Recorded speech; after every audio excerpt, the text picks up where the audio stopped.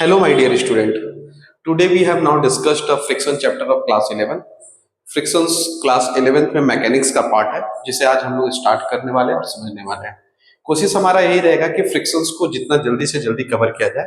हर chapter को मैं धीरे धीरे वन बाय वन करता जाऊंगा और कोशिश यही रहेगा कि थ्योरेटिकल सेक्शन को मैं पहले कवर करूं, जल्दी कवर करूं, पहले नहीं जल्दी कवर करूं, ताकि मैं न्यूमेरिकल्स में ज्यादा समय दे पाऊं और आपके अंडरस्टैंडिंग को डेवलप करने में हेल्प करूं। तो आज हम लोग फ्रिक्शन को स्टार्ट करने वाले हैं। ठीक है,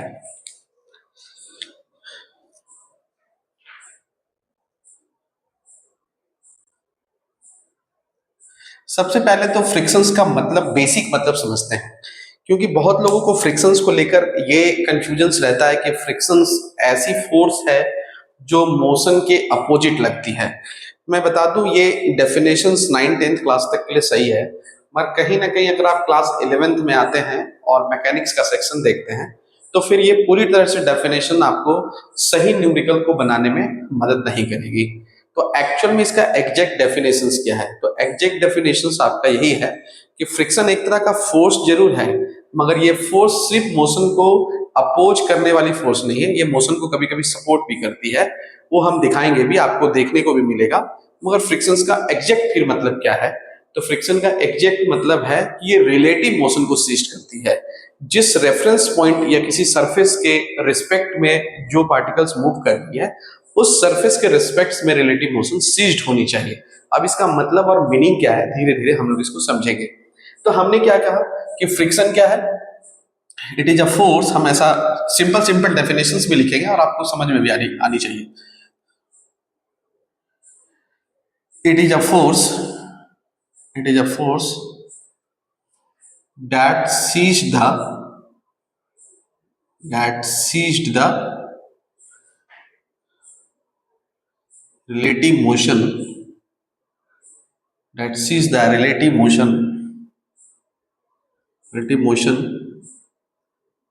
between the contact surfaces, contact surfaces. It's called friction.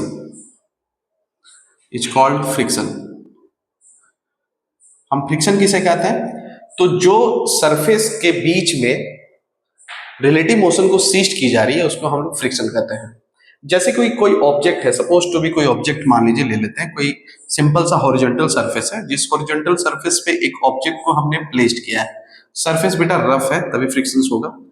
तो ये सरफेस पे सपोज टू भी मैं ऐसा देख रहा हूं कि एक ऑब्जेक्ट रखा हुआ, फिलहाल ये ऑब्जेक्ट रुका हुआ है, ये ऑब्जेक्ट को रेस्ट में रखा गया है। मगर सपोज टू भी ऐसा करते हैं कोई एक्सटर्नल एजेंट है जिस पर एक पुलिंग फोर्स लगा रही है, कोई फोर्स इस पर लग रहा है, that is the force F. ये एफ फोर्स लग रहा है, एफ फोर्स लग रहा है। जब ये एफ फोर्स लगेगा, हम अभी उतना नहीं जा रहे, मतलब हम लोग ये कहना चाह रहे हैं कि इस पर एक एफ फोर्स लग रहा है। तो अगर ये एफ फोर्स की वजह से सपोज टू मूव करना चालू कर जाता है, मतलब ये सरफेस पे चल रहा होता है, तो सरफेस पे चलने के दौरान ये ऐसा फील करता है कि जितना हम फोर्स लगा रहे हैं कोई ना कोई हमको अपोज कर रहा है। इसका मतलब क्या है? इसका मतलब ये है, इसका मतलब क्या है?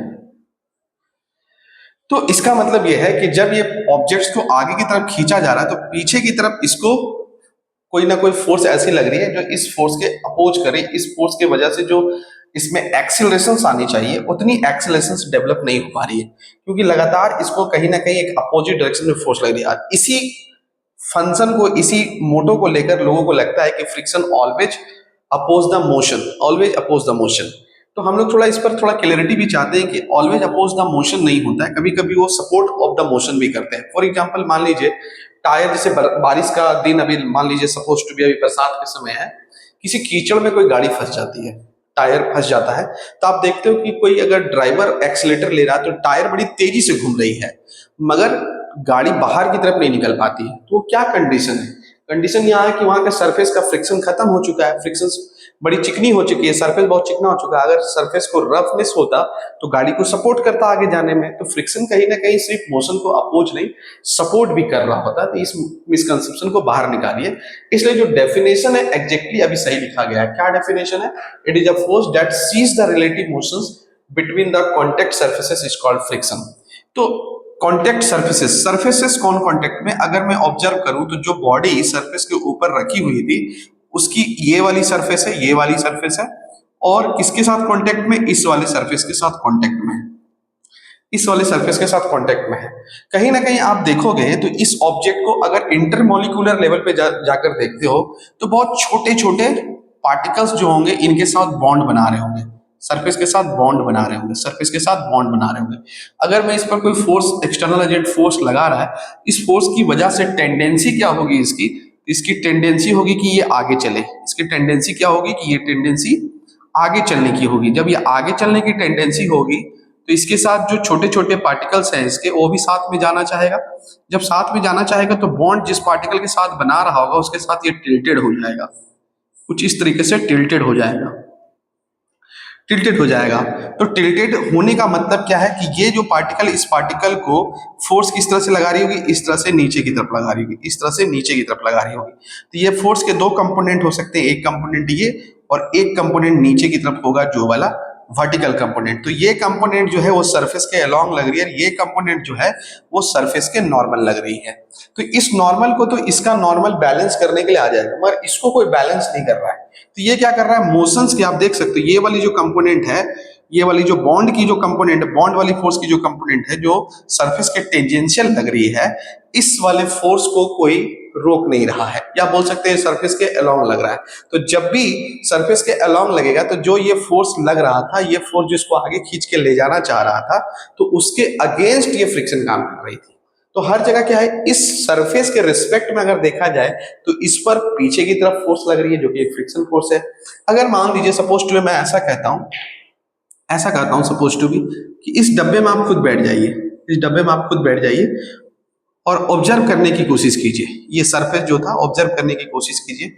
जो ये सरफेस है वो सरफेस के अकॉर्डिंग अगर फोर्स इस तरह से ये वाली जो पार्टिकल है, इस वाले छोटे पार्टिकल को अगर अपने साइड खींच रही है, तो अगर इस सरफेस में ये बैठा है, इस वाले ब्लॉक्स में बैठा है, तो जिस तरह से ये पार्टिकल इसको अपनी तरफ खींच रही थी, वैसे ही ये वाली पार्टिकल बॉन्ड के तौर पे ये इसको इधर खींच रही होगी। उसी तरह से ये वाली पार्टिकल इस वाले पार्टिकल को इधर खींच रही होगी। तो इसके भी दो कंपोनेंट्स हो सकते हैं, एक इसके अलोंग और एक इसके अलोंग। आप देख सकते हो इसके अलोंग और इसके अलोंग हो सकती है। तो ये वाली फ्रिक्शन फोर्स किस पर लग रही होगी? सरफेस के ऊपर लग रही है, क्योंकि ये जो फोर्स इस तरह से जा रही है, फोर्स कुछ कहाँ लग रही है? फोर्स सरफेस पे लग रही है। तो सरफेस पे एक कंपोनेंट इधर जाएगी, एक कंपोनेंट इधर जाएगी। जो कंपोनेंट इधर जाएगी वो नॉर्मल रिएक्शन, सरफेस का नॉर्मल रिएक्शन, नॉर्मल सपोर्ट की वजह से ये कैंसल आउट तो हो जाएगा, मगर जो सरफेस के हॉरिजॉन्टल सेक्शन में जो लग रहा है, टेंजेंशियल सेक्शन में जो लग रहा है, वो क्या कर रहा है? फ्रिक्शन का काम कर रहा है। तो उतना ही फ्रिक्शन होगा जितना पर इस सरफेस पे जितना फ्रिक्शन फील हुआ होगा, यहाँ पर उतना ही फ्रिक्शन यहाँ पर फील हो रही होगी। ठीक है ना? यही वाला फ्रिक्शन होती है। तो इस तरह से फ्रिक्शन को अगर आप समझिएगा तो फ्रिक्शन का एक एग्जैक्ट डेफिनेशन को समझ पाइएगा कि फ्रिक्शन का एग्जैक्टली मीनिंग क्या है। तो चलिए अब हम लोग आगे चलते हैं। इसको समझते हुए आप लोग को अगर कॉपी करना है बेटा तो कॉपी करते चलिए। मैं चाहूंगा कि आप अंडरस्टैंडिंग धीरे धीरे लीजिए, आराम से लीजिए, और बहुत ज्यादा लिखने का कोशिश मत कीजिए, बहुत ज्यादा लिखने का कोशिश मत कीजिए कि क्या लिख रहे हैं, क्योंकि यहाँ पर मेन फंडामेंटल मेरा थ्योरी यही रहेगा कि आप जितना मेरे क्लास को सुनिए, मैं बोर्ड पर कितना लिखता हूं उससे ज्यादा इंपॉर्टेंट आप मेरे को सुनना। तो आप मेरे को ध्यान से सुनिए तो आप बहुत बेहतरीन ऑब्जर्व कर पाइएगा और क्वेश्चन को सॉल्व कर पाइएगा। ठीक है, मैं इसमें आगे चलता हूँ। ये फिगर बना लीजिए, सारा क्वेश्चन दिख लीजिए।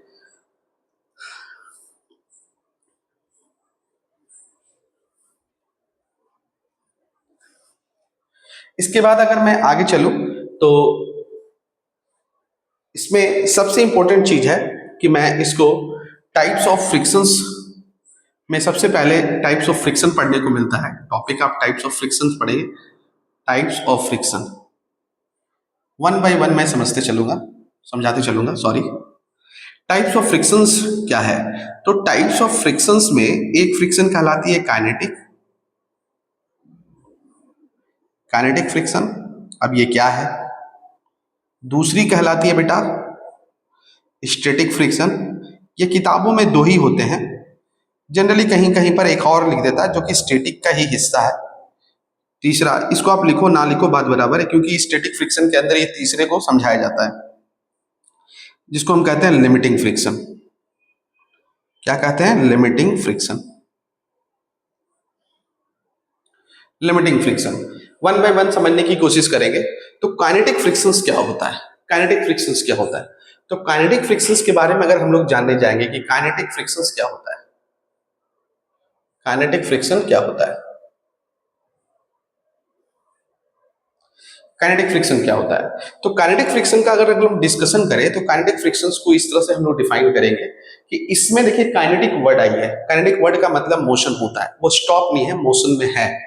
तो जब कोई ऑब्जेक्ट किसी सरफेस पे चल रही होगी तो वो चलते नजर आएगी आपको, मोशन में होगी, तो उस मोशन के दौरान उसकी जो स्टेट ऑफ मोशन में चेंजेस आएगी। स्टेट ऑफ मोशन में चेंज आने के लिए कोई ना कोई फोर्स होनी चाहिए। फिलहाल हम उस फोर्स की बात कर रहे हैं जो फिलहाल इस स्टेट ऑफ मोशन में जब पार्टिकल होगी तो उसकी स्टेट ऑफ मोशन में डिक्रीमेंट आनी चाहिए, मतलब वेलोसिटी में डिक्रीमेंट आनी चाहिए, उसके लिए हम अभी बात कर रहे हैं।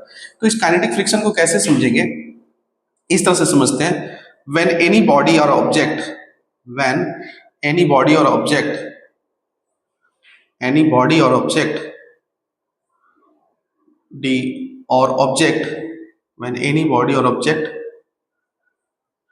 when any body or object that that tends to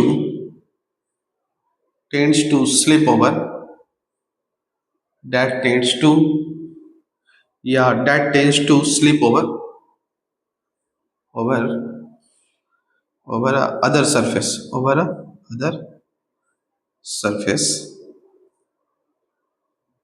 is called kinetic friction. It's called kinetic friction.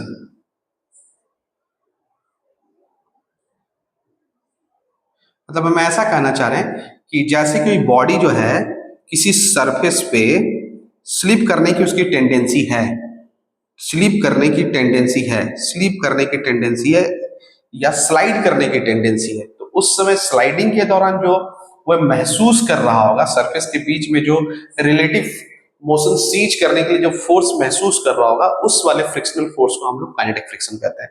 इस केस में क्या होता है कि बॉडी किसी रफ सरफेस पे स्लिप करने की टेंडेंसी रहती है, वो स्लिप कर रहा होता है, तो वैसे हम लोग फ्रिक्शंस को काइनेटिक फ्रिक्शन कहते हैं, जो फिलहाल मैंने यहां लिखा है, इसको आप लोग लिखिए। इसमें सबसे जरूरी ये समझना होता है कि जब अगर कोई बॉडी को किसी सरफेस पे स्लिप करने की कोशिश कर रही है या हो रहा है, स्लिपिंग उसका हो रहा है, यानी स्लाइडिंग हो रही है, टेंडेंसी है स्लिप करने की, उस समय जो फ्रिक्शन है उसको काइनेटिक फ्रिक्शन तो कहते हैं। मगर फ्रिक्शंस के लिए क्या क्या ऑब्जर्व करते हैं, इसमें हम लोग देखने की कोशिश करते हैं। तो जैसे कोई बॉडी किसी सरफेस पे रखी है तो ऑब्वियस अगर आप इसका फ्री बॉडी डायग्राम अगर बनाएंगे तो फ्री बॉडी डायग्राम क्या बनाएंगे, सपोज टू बी इसका मास m है, तो नीचे की तरफ ग्रेविटेशनल फोर्स की वजह से, ग्रेविटी की वजह से इस पर फोर्स लगेगा mg। ये सरफेस के साथ कांटेक्ट में है, तो सरफेस के साथ कांटेक्ट में होने की वजह से इस पर लगेगा फोर्स ऊपर की तरफ, रिएक्शन फोर्स नॉर्मल लगेगा। और अगर ये आगे की तरफ मूव कर रही थी, पहले से कोई मोशन थी v वेलोसिटी से, तो पीछे की तरफ इस पर इसका क्या लगेगा, फ्रिक्शन लगेगा। मैं डायरेक्शन ऑफ फ्रिक्शंस को भी बताऊंगा, क्योंकि डायरेक्शन ऑफ फ्रिक्शंस जनरली लोगों के मन में यही होता है कि जिधर मोशन कर रहा है हमेशा उसके अपोज में ही लगेगा। तो मैं उसके बारे में भी डिस्कशन करूंगा वन बाय वन, तो आप क्लास में बने रहिएगा, ये नहीं कि क्लास को आधा में छोड़कर चले जाइएगा। तो इस तरह से अगर मोशन कर रही है तो फिलहाल अभी फ्रिक्शंस का डायरेक्शन ये है। मैं अभी फ्रिक्शन के डायरेक्शन पे बात नहीं किया हूं, मगर फ्रिक्शन के डायरेक्शंस पे भी अलग से बात करूंगा, ताकि आपको किसी भी प्रॉब्लम्स में डायरेक्शन ऑफ फ्रिक्शंस लगाने में दिक्कत नहीं आनी चाहिए, नहीं तो आप प्रॉब्लम में आ सकते हो। तो फिलहाल अभी इतना समझिए कि मोशन को अपोज करने वाली फोर्स जो है फ्रिक्शन इस तरह से लग रही है। फिलहाल ये आगे जा रहा है, फ्रिक्शन पीछे लग रहा है, तो इस दौरान बॉडी की मूवमेंट होगी। ऐसा नहीं कि ये फ्रिक्शन बॉडी को मूव नहीं होने देगा, बॉडी मूव कर रही होगी, मगर इस मूवमेंट के दौरान जो भी इसकी वेलोसिटी होगी उसको ये डिक्रीज करने का कोशिश करेगा, जिस कारण से ये फ्रिक्शन को हम काइनेटिक फ्रिक्शंस के नाम से जानते हैं। काइनेटिक का मतलब भी होता है स्टेट ऑफ मोशन में जब चेंज आ रही होगी, तो काइनेटिक में काइनेटिक्स है, वो काइनेटिक्स थ्योरी को बोल रहे हैं। अभी स्टैटिक इन नेचर नहीं है, ये काइनेटिक इन नेचर है, इसलिए इस फ्रिक्शंस को हम काइनेटिक फ्रिक्शंस कह रहे हैं। मगर उससे सबसे ज्यादा इंपॉर्टेंट यह है कि फ्रिक्शंस को फील होने के लिए, या फ्रिक्शंस किसी भी तरह का फ्रिक्शंस हो, उसके लिए कंपलसरी है कि ये जो मास रखा हुआ इस सरफेस पे, ये ऑब्जेक्ट जो रखा हुआ इस सरफेस पे, उसी समय फ्रिक्शंस फील करेगा जब इसके कांटेक्ट में आएगा, और जब कांटेक्ट में आएगा तभी नॉर्मल रिएक्शंस लगेगा। मतलब कि अगर ये सरफेस पे फ्रिक्शंस लगनी है, इसके बॉटम मोस्ट सरफेस पे अगर फ्रिक्शंस को एक्सपीरियंस करना है, इसका मतलब है कि इस सरफेस के साथ इस वाले ऑब्जेक्ट को कांटेक्ट में आना पड़ेगा। जब कांटेक्ट में आना पड़ेगा बेटा तभी जाके फ्रिक्शंस लगेगा। यानी कि कांटेक्ट में आते नॉर्मल रिएक्शंस भी आती है, कांटेक्ट टूटते नॉर्मल रिएक्शंस भी खत्म हो जाती है, कांटेक्ट में आने के बाद ही फ्रिक्शंस भी लगती है, और कांटेक्ट हटते ही फ्रिक्शंस खत्म हो जाती है।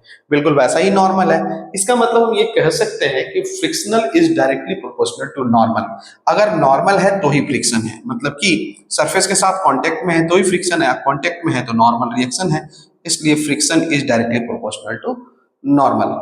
अब इस friction directly proportional to normal है, डायरेक्टली प्रोपोर्शनलिटी साइन को हम फ्रिक्शन कॉफिशिएंट, जिसको हम म्यू से डिनोट करते हैं, हम कॉफिशिएंट ऑफ फ्रिक्शन, उससे हटा रहे हैं।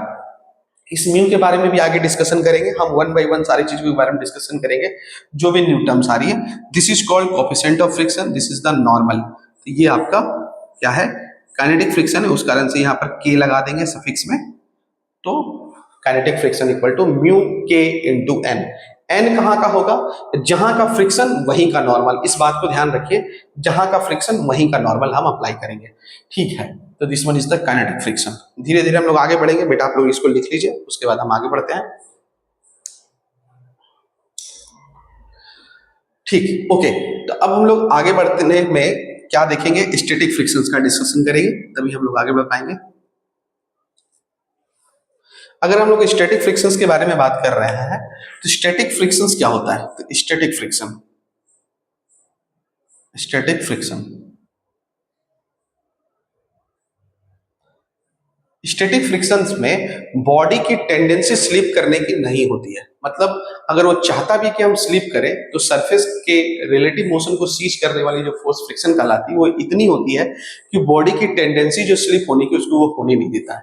इट मीन्स कि स्टैटिक फ्रिक्शंस में फ्रिक्शंस स्टैटिक उस समय कहलाती है जब बॉडी स्लिप करने की टेंडेंसी में होते हुए भी वो स्लिप नहीं कर पाती, तो उस टाइम जो फ्रिक्शंस काम कर रही होती है दोनों सरफेसेस के बीच में, कांटेक्ट सरफेसेस के बीच में, वैसे फ्रिक्शंस को हम स्टैटिक फ्रिक्शन कहते हैं। इसको बहुत बेहतरीन तरीके से समझिएगा, क्योंकि ये काइनेटिक्स से भी ज्यादा समझना इसको जरूरी है, क्योंकि इसमें बहुत सारे मिस्टेक्स बच्चे लोग करते रहते हैं। तो आइए समझते हैं इसको। सपोज टू भी क्या कह रहे हैं हम इसको, इसको कह रहे हैं कि कोई बॉडी है जो स्लिप होने की टेंडेंसी जब खत्म हो जाती है, तो उस टाइम पे जो फ्रिक्शन लग रहा होगा उस समय हमको क्या बोलते हैं, स्टैटिक फ्रिक्शन बोलते हैं। मान लीजिए एक बॉडी है जो स्लिप करने की टेंडेंसी में, मगर ये स्लिप कर नहीं रही है, तो उस समय जो फ्रिक्शन इस पर काम कर रहा होगा वो कौन सी फ्रिक्शन होगी, स्टैटिक फ्रिक्शन होगी। फिलहाल यहाँ पर वैसा ही बिल्कुल सेम mg, ऊपर में नॉर्मल, और ये मान लीजिए कि कोई वेलोसिटी है भी, मोशन की डायरेक्शन है भी, मगर ये जा नहीं रहा है, मतलब कि यहाँ पर वेलोसिटी क्या हो जाएगी, जीरो, एक्सीलरेशन जीरो हो जाएगा। तो उस टाइम पर क्या होगा कि फ्रिक्शन जो काम कर रही होगी, ये फ्रिक्शन ऐसी फ्रिक्शन है जो वेलोसिटी को घटाने ही नहीं, बिल्कुल जाने ही नहीं देगा, बॉडी को मूव नहीं होने देगा। तो उस टाइम की जो फ्रिक्शन होती है हम उसको क्या कहते हैं, स्टैटिक फ्रिक्शन कहते हैं। ओके, स्टैटिक फ्रिक्शन कहते हैं। तो स्टैटिक फ्रिक्शन का डेफिनेशन अगर लिखने के लिए जाते हैं तो क्या लिखेंगे, व्हेन एनी बॉडी और object that does not tends to slip over surface, slip over other surface is called kinetic friction. मैं इसी में डेफिनेशन कर देता हूँ स्टैटिक फ्रिक्शन का, जगह नहीं है उसमें, स्टैटिक फ्रिक्शन का डेफिनेशन इसी में कर देता हूँ। व्हेन एनी बॉडी और ऑब्जेक्ट दैट डज नॉट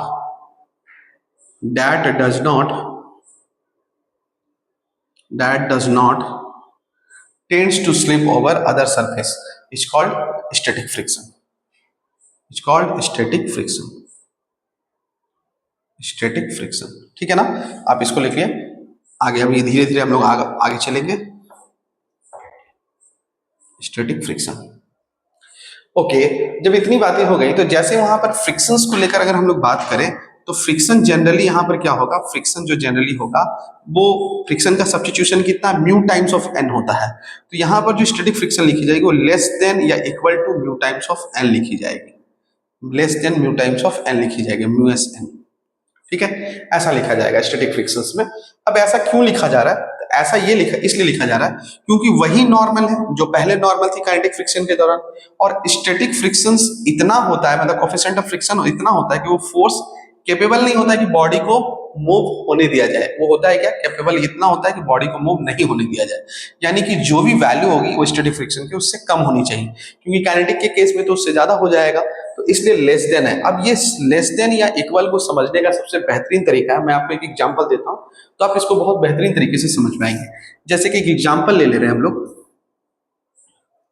जैसे सपोज टू बी कि मान लीजिए आपके घर में कहीं पर एक अलमीरा रखा हुआ है, सपोज टू बी अलमीरा रखा हुआ है,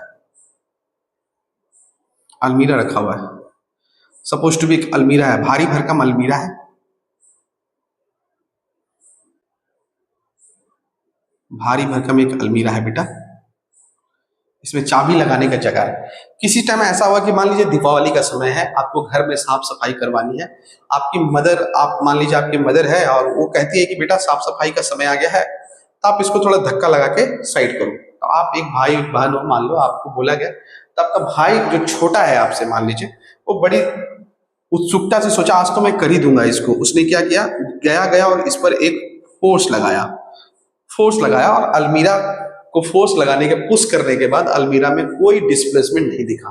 उसने और जोर से ताकत लगाया, जितना जोर से ताकत लगाएगा उसको मैं एरो साइन से बड़ा करते नजर आऊंगा, जो ये बताएगा कि फोर्स बढ़ रही है। उसने और फोर्स लगाया, अभी भी अलमीरा नहीं हिला। इसको परेशान होता देख, अपने भाई को परेशान होता देख, उससे जो बड़े भाई बहन है वो क्या किए, जाकर वो भी साथ में हेल्प करने लगे। वो हेल्प किए तो फोर्स की वैल्यू और बढ़ी, फिर भी ये अलमीरा नहीं हिला, और दोनों मिलकर और ताकत लगाए, फिर भी अलमीरा नहीं हिला। उन दोनों को परेशान, बच्चों को परेशान देखते हुए उनकी मदर आई और वो भी क्या की, फोर्स लगाई, तो भी यह अलमीरा नहीं हिला। मदर को परेशान देख फादर भी आ जाएंगे, तो फादर जैसे ही आए तो ये अलमीरा खिसक गई, ये अलमीरा खिसक गई।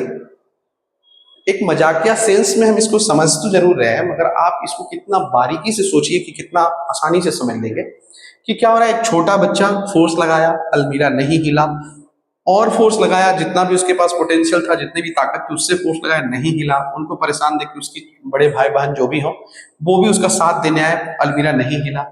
और जोर से दोनों मिलकर ताकत लगाए, अलमीरा नहीं हिला। उनकी मदर साथ में आई हेल्प करने के लिए, अलमीरा नहीं हिला। फादर आए तो ऐसी टेंडेंसी हुई कि फादर के फोर्स लगाते ही अलमीरा हिल गया। इसका मतलब आप क्या समझ रहे हैं? इसका मतलब ये समझ रहे हैं कि जैसे बॉयज ने फोर्स लगाया, छोटे बच्चे ने फोर्स लगाया, तो फ्रिक्शन की वजह से अलमीरा नहीं हिला, फ्रिक्शन की वजह से नहीं हिला। यानी कि जब ये खिसक नहीं रहा है, डिस्प्लेस नहीं हो रहा है, उस टाइम का फ्रिक्शन क्या है, स्टैटिक फ्रिक्शन है।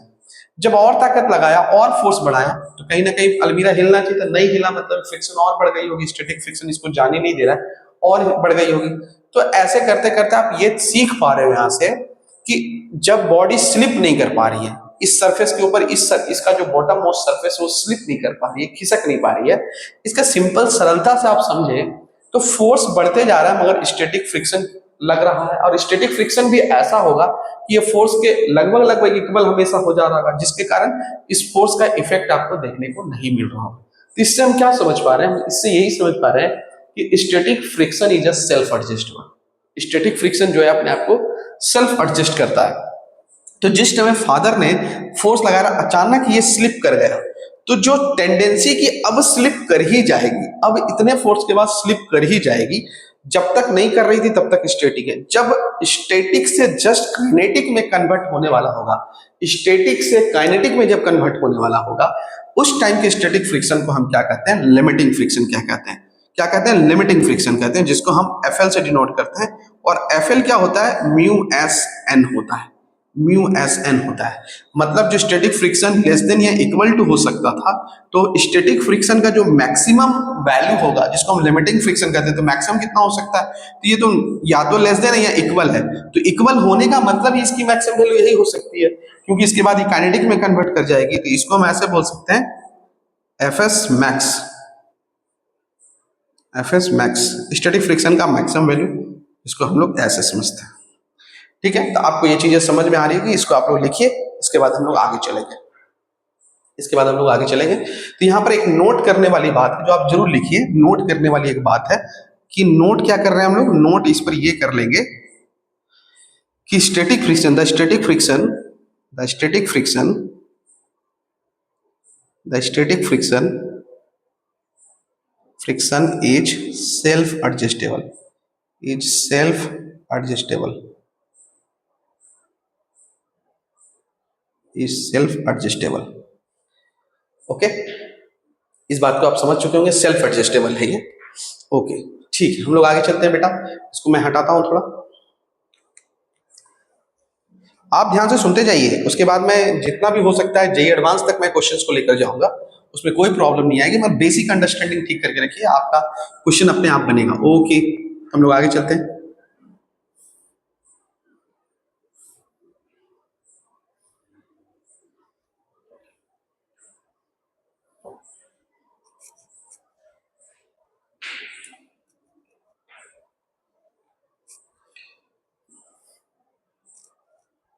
ओके, इसमें कुछ कुछ बेसिक्स पॉइंट्स हैं, कुछ कुछ इंपॉर्टेंट टर्म्स हैं, उस टर्म्स को भी हम धीरे धीरे आगे लेते चलेंगे और पढ़ते चलेंगे, ठीक है ना। तो इसमें एक बेसिक टर्मिनोलॉजी क्या है, जो बेसिक बेसिक बातें मैं बताता चलूंगा और सारे क्वेश्चन उसी से सॉल्व होंगे। आइए देखते हैं हम इसको। इसमें एक सबसे इंपॉर्टेंट हिस्सा है direction of friction. Direction of friction, बेटा इसको ध्यान से सुनिएगा। Direction of friction, direction of friction. Friction की क्या डायरेक्शन हो सकती है? पहला point, on horizontal surface, on horizontal surface.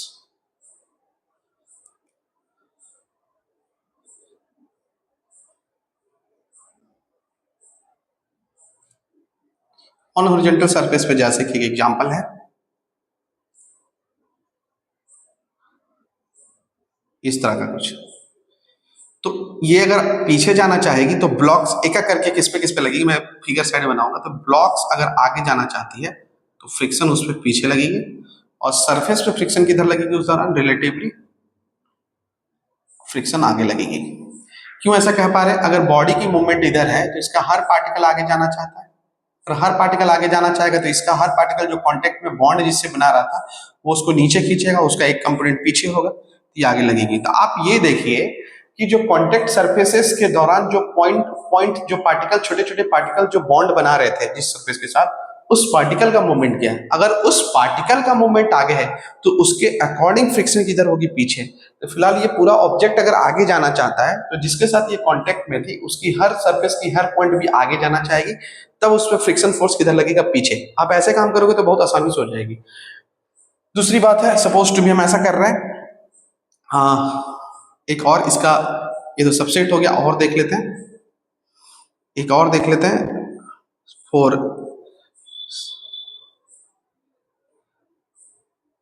Curvilinear object का देख लेते हैं जिसका कर्व शेप होता है, जैसे कि फॉर एग्जांपल ऐसा है, और ये ऐसे करते हुए आगे बढ़ रही है, सपोज टू बी। इस पर फ्रिक्शन कहाँ लग रही होगी? अगर ये प्योर रोलिंग कर रही है तो अगर आप ध्यान से देखोगे तो ये ऐसे ऐसे घूम रही है।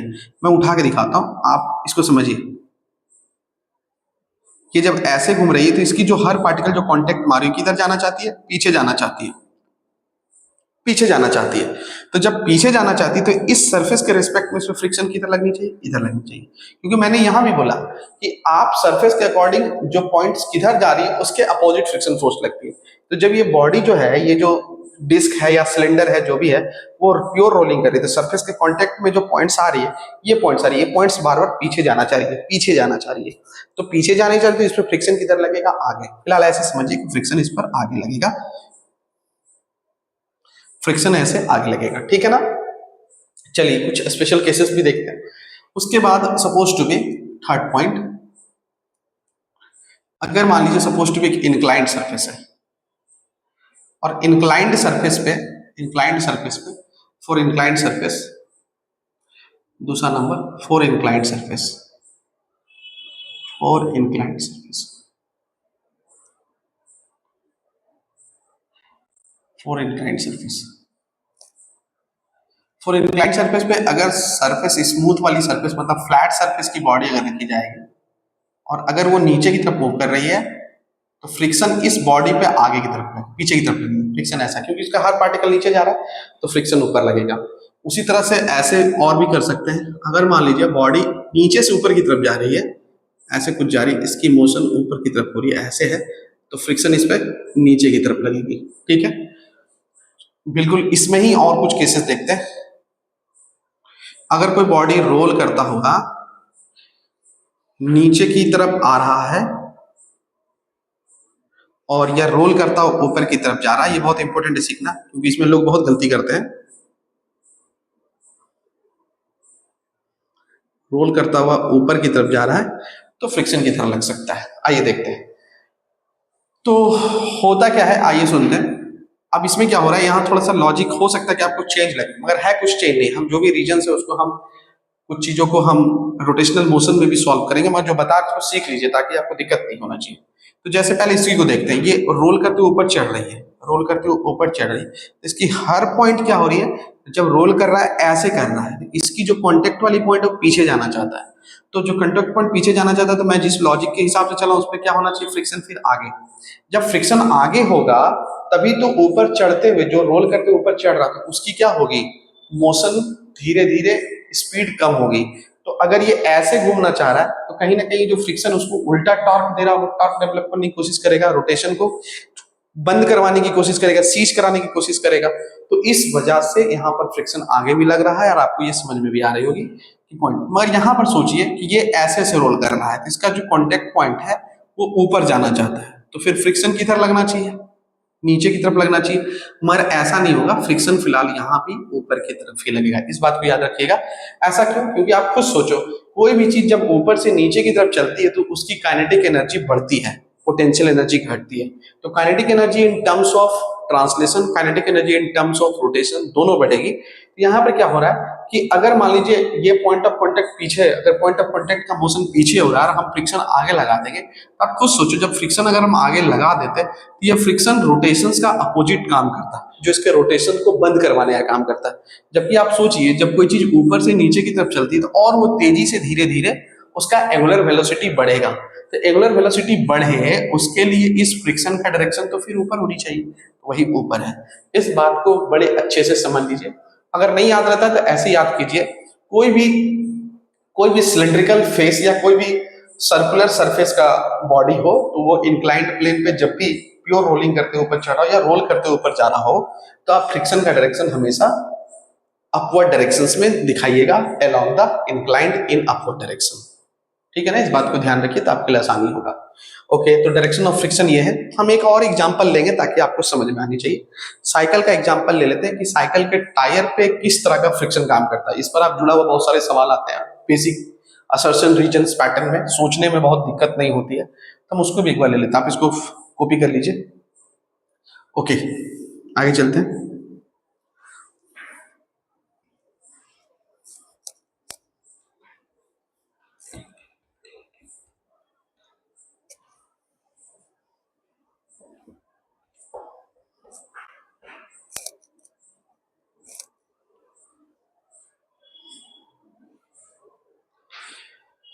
तो friction on bicycle tyre, friction on bicycle tyre ये बहुत इंपॉर्टेंट पोर्शन है जो आपको समझने में बहुत हेल्प करेगा फ्रिक्शन को। फ्रिक्शन ऑन बाइसाइकिल टायर,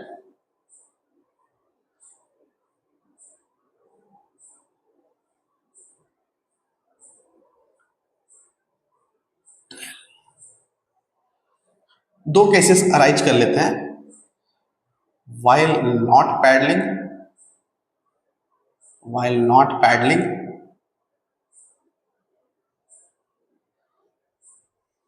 दूसरा है while paddling, while paddling while paddling का एक केस है और एक केस है while not paddling। पहले इसी केस को देखते हैं, while not paddling के केस को देखते हैं। मान लीजिए बेटा ये एक सरफेस है, ओरिजेंटल सरफेस है जिस पर ओरिजेंटल पाथ है, जिस पर एक साइकिल का मूवमेंट दिखाई जा रही है। मान लीजिए साइकिल का पीछे का टायर है, ये आगे का टायर है।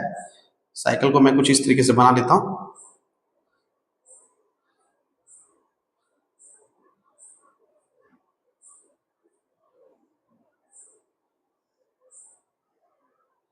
ये आप साइकिल पर, मान लीजिए साइकिल है जिसको आप पैडल कर सकते हो। तो जब आप पैडलिंग करोगे ना तो आप ये देखो क्या कर रहे हो। जब आप पैडलिंग कर रहे हो, सपोज टू बी मैं यहाँ पैडलिंग के लिए एक डायग्राम ऐसे बना देता हूँ। समझिए आप पैडलिंग कर रहे हैं, तो पैडलिंग करने के दौरान क्या होता है, जब आप पैडल करते हैं तो पैडल जो आप कर रहे हो उसके वजह से फोर्स सिर्फ पीछे वाले में जनरेट होता है, पीछे वाला में जनरेट होता है। क्योंकि इसकी मैकेनिज्म क्या है कि पैडल करने की वजह से जो चैनिंग सिस्टम है, वो चैनिंग सिस्टम किससे जुड़ा हुआ है, बस पीछे वाले टायर के एक्सल से जुड़ा हुआ है। तो पीछे वाले जो भी आप पैडल करोगे पीछे वाले टायर के एक्सल को ही फोर्स मिलेगा जिसकी वजह से वो घूम सके। तो अगर आप ध्यान से सोचो तो क्या हो रहा है कि आप कर क्या रहे हो। आइए मैं थोड़ा सा इसको ना ऑब्जर्वेशन करता हूँ। सपोज टू भी मैं इसको हवा में उठा के सोच रहा हूँ, मान लीजिए स्टैंड पे लगा के सोच रहा हूँ, जब मैं पैडल कर रहा हूँ तो साइकिल को स्टैंड पे खड़ा कर दिया और पैडल कर रहा हूँ, तो क्या हो सकता है, सिचुएशन क्या हो सकता है, आप समझने की कोशिश कीजिए कि पैडल इस तरह से घूम रहा होगा तो इसकी हर पॉइंट कहाँ जा रही है, पीछे जा रही है। हर पॉइंट कहाँ जा रही है, पीछे जा रही है। अगर हर पॉइंट पीछे जाने की कोशिश हो रही है तो फ्रिक्शन कहाँ लगेगा, पीछे वाले टायर पे आगे की तरफ लगेगा। और आगे वाला टायर पे क्या होगा, तो आगे वाले टायर तो इसको स्कीड कर रहा है, जबरदस्ती इस पर धक्का लग रहा है, क्योंकि ये जब घूम रहा है तो घूमने की वजह से इस पे फ्रिक्स आगे पीछे की तरफ इसका पार्टिकल जाना चाहता है तो फ्रिक्शन आगे की तरफ लगेगी, तब तो क्या करेगा, इस पार्टिकल को रोक पाएगा। मगर ये तो स्कीड कर रही है ना, इसके साथ ये कनेक्टेड है, तो ये साइकिल का टायर रोटेट करते हुए, रोल करते हुए जब आगे की तरफ बढ़ेगा तो इसका ये मैकेनिज्म ऐसा है कि इसके साथ ये कनेक्टेड है, तो ये क्या कर रहा होगा, स्कीड कर रहा होगा। इस पर कोई मोशंस नहीं हो रहा है, इसका पार्ट होने की वजह से इसको धक्का मिल रहा है। जब धक्का मिल रहा है मतलब स्कीड कर रहा है, तो स्कीड करेगा तो फ्रिक्शन किधर लगेगा, फ्रिक्शन आप किधर लगाओगे, पीछे की तरफ लगाओगे। अब ये ध्यान से देखो, this is the front wheel, front wheel, front wheel है ये, और ये रियर व्हील है, रियर व्हील, रियर व्हील है। तो आप देखो फ्रंट और रियर पे क्या हो रहा है कि दोनों पे सेम सरफेस सेम है, सब कुछ सेम है, तो फ्रिक्शन सेम लग रहा होगा। और फ्रिक्शन एक दूसरे के अपोजिट लगने की वजह से फ्रिक्शन ऑलवेज क्या हो रहा है, एक दूसरे को कैंसिल करता जा रहा होगा। जब कैंसिल करता जा रहा है फ्रिक्शन, तो फिर साइकिल को जब तक आप पैडल मारते रहोगे साइकिल रुकेगा नहीं, साइकिल रुकेगा ही नहीं, क्योंकि जो भी साइकिल के टायर पे फ्रिक्शंस लग रहा है पैडलिंग के दौरान, आप देख सकते हैं दोनों टायर पे एक दूसरे के अपोजिट लग रहा है, पीछे वाले पे आगे लग रहा है, आगे वाले पे पीछे लग रहा है, तो दोनों फ्रिक्शन एक दूसरे को कैंसिल करता जा रहा है और साइकिल पे पैडलिंग करने की वजह से साइकिल मूव करता रहेगा। मगर सपोज टू भी साइकिल को पैडलिंग करना बंद कर देते हैं तो सिचुएशंस क्या क्रिएट होगा, आइए देखते हैं इसको।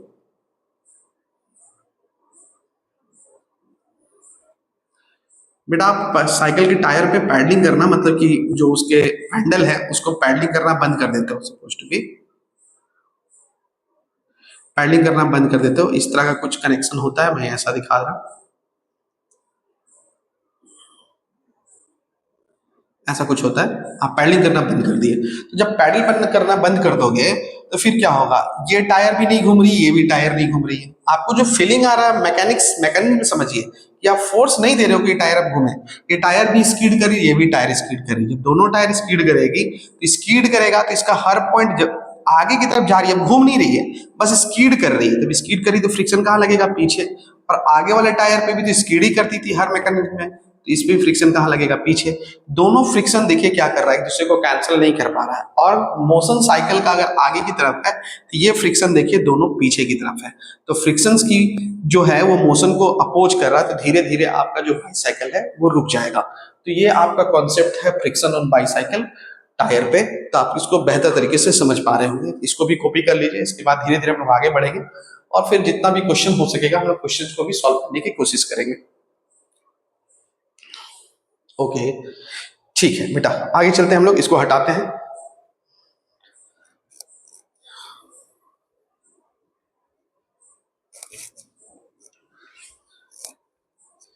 कॉन्सेप्ट और फंडामेंटल चीज को समझिए, फिर आपको कहीं पर कोई परेशानी नहीं होगी। हम क्वेश्चंस न्यूमेरिकल डिस्कशंस भी साथ में करेंगे, क्योंकि न्यूमेरिकल डिस्कशन जब तक नहीं करेंगे आप थ्योरी से कनेक्ट नहीं हो पाओगे। जब थ्योरी से कनेक्शन चाहते हो तो आपको न्यूमेरिकल भी सॉल्व करनी पड़ेगी, क्योंकि न्यूमेरिकल्स में वही फंडामेंटल चीजें फिर से इस्तेमाल हो रही होती है।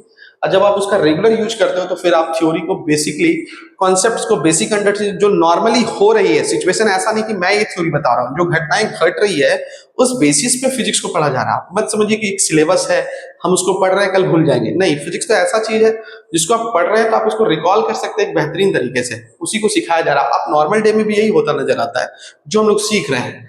ओके चलिए हम लोग धीरे धीरे पढ़ते हैं, कुछ कुछ नए नए टर्म्स आए थे बेटा, हम उसको भी देख लेते हैं। फिर एक चीज और पढ़ना है हम लोगों को, angle of friction, angle of friction, angle of friction. Angle of friction क्या होता है, आइए समझते हैं एंगल ऑफ फ्रिक्शन क्या होता है।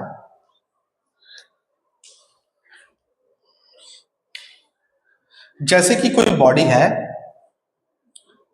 किसी सरफेस पे रखी हुई,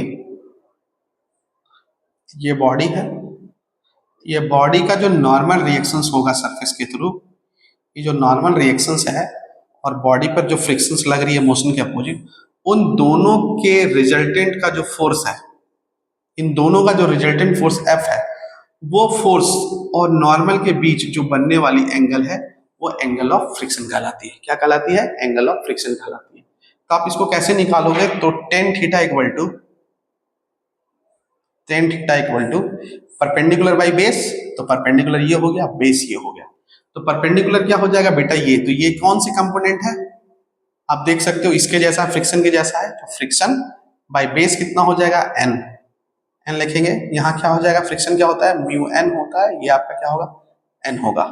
फिलहाल फ्रिक्शन अगर स्टैटिक फ्रिक्शन है तो हम जनरली इसको लेस देन ऐसे करते हैं, इस तरह से लिख लेते हैं। इस तरह से एन से एन घटा तो टेन थीटा इक्वल टू, इसको फिलहाल हम बाद में फिर से समझाएंगे। पहले आप ऐसे ही लिखिए तो आपको समझ में आएगा, नहीं तो फिर आप कंफ्यूज हो जाओगे।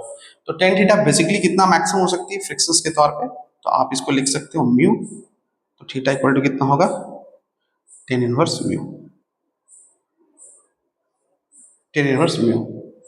तो फ्रिक्शन जो जनरली होती है वो लेस देन म्यू वन होती है, यानी कि tan theta is less than mu one होती है। तो टेन थीटा क्या हो जाएगा? फ्रिक्शन का वैल्यू म्यू वन से छोटा ही होता है, और मतलब फ्रिक्शन म्यू वन ही है तो म्यू वन से छोटा ही होता है फ्रिक्शन, तो टेन थीटा इससे बड़ा हो जाएगा। तो आप इस तरह से देख सकते हो कि एंगल ऑफ फ्रिक्शन कितना हो सकता है? Theta equal to tan inverse mu. सारी बातों को धीरे धीरे डिस्कशन करेंगे, जहां पर कंफ्यूजन होगा हम उसको बाद में लेकर चलेंगे, क्योंकि हमको पता है अभी बताने से कोई फायदा नहीं होगा। तो वन बाय वन हम इस पे बात करते चलेंगे। तो that is the angle of friction. Angle of friction क्या होता है?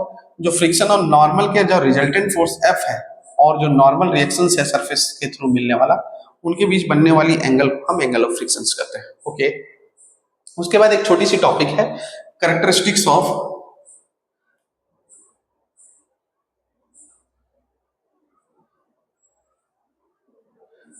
characteristic of coefficient of friction, characteristic of coefficient of friction, coefficient of friction, coefficient of friction, coefficient of friction। तो पहला कैरेक्टरिस्टिक्स क्या है कि कोफिशिएंट ऑफ फ्रिक्शन किस पे डिपेंड करता है? Dependency of coefficient of friction भी लिख सकते थे। तो कोफिशिएंट ऑफ फ्रिक्शन जो है आपका, coefficient of friction, coefficient of friction जो है ऑफ फ्रिक्शन डिपेंड कर जाएगी, coefficient of friction depend over A roughness of surface, roughness of surface. और दूसरी पॉइंट ये है coefficient of friction, coefficient of friction depend over nature of material, depend over A nature of material,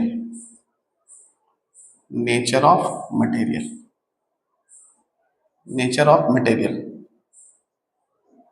nature of material. ठीक है ना? तो इसको characteristics के बजाय आप इसको डिपेंडेंसी लिख दीजिए, डिपेंडेंसी ऑफ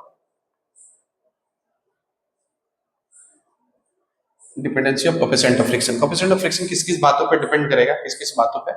तो एक तो सरफेस का रफनेस कैसा है उस पर डिपेंड करता है। दूसरी बात है कि किस मटेरियल का जो कांटेक्ट में आने वाली सरफेसेस है वो किस मटेरियल की बनी है, उस पर भी डिपेंड करता है। ओके। उसके बाद हम लोग एक और पॉइंट्स पढ़ लेते हैं, angle of repose. Angle of repose, angle of repose, angle of repose क्या होता है?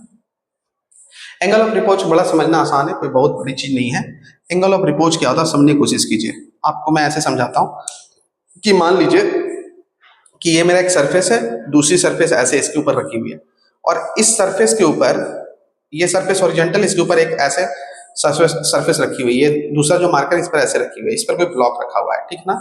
ब्लॉक रखा हुआ है। अगर मैं जैसे जैसे इस वाले सरफेस को उठाता जाऊंगा तो इस वाले सरफेस के साथ कुछ एंगल बना रही है, तो इस पे जो रखने वाला ऑब्जेक्ट, उसकी टेंडेंसी अब धीरे धीरे क्या होगी? स्लिप करने की। तो और उठाऊंगा, जिस पॉइंट पे ये ऑब्जेक्ट स्लिप करना स्टार्ट कर जाएगी, जिस पॉइंट पे स्टार्ट कर जाएगी स्लिप करना, उस टाइम के एंगल को हम क्या कहते हैं? एंगल ऑफ रिपोज कहते हैं। क्या कहते हैं? एंगल ऑफ रिपोज कहते हैं। तो मान लीजिए बेटा ऐसा करें, कोई एक एंगल है जिस पर स्लिप करना चालू कर जाती है, ये एक एंगल है जिसपे स्लिप करना चालू कर जाती है। तो इसकी मास अगर m है मान लीजिए, तो एक कंपोनेंट नीचे की तरफ mg हो जाएगा, सरफेस के नॉर्मल रिएक्शंस। तो नॉर्मल को बैलेंस करने के लिए mg का कंपोनेंट mg cos थीटा हो जाएगा, और मोशंस करवाने वाली जो फोर्स है वो इंक्लाइंड सरफेस के अलोंग mg sin थीटा हो जाएगी, और इस फोर्स को बैलेंस करने के लिए फ्रिक्शन इधर आ जाएगा। और ये उस टाइम की एंगल है, उस टाइम का एंगल है जब ये क्या करेगा, स्लिप करना स्टार्ट कर सकता है, मिनिमम एंगल। तो कैसे निकालेंगे इस एंगल को आप लोग बताइए। तो हम लोग क्या कर लेंगे, tendency to slip, tendency to start to slip, यानी कि फ्रिक्शन फिलहाल यहाँ mg sin theta equal to कितना हो जाएगा, mg sin theta equal to friction, और mg cos theta equal to normal, mg cos theta equal to normal हो जाएगा, नॉर्मल हो जाएगा। This is the equation number 1, this is the equation number 2।